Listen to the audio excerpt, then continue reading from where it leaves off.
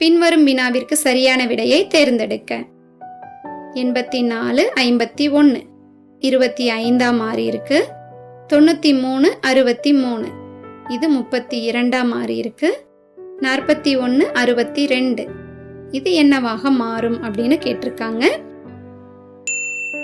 8 4ஆல வகுத்தா 2, 5 1ஆல வகுத்தா 5, 25 உருவாயிடுச்சா?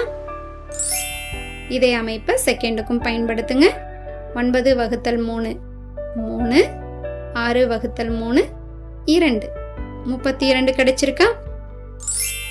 விடுபட்ட எண்ணுக்கும் இதே அமைப்பை பயன்படுத்துங்க.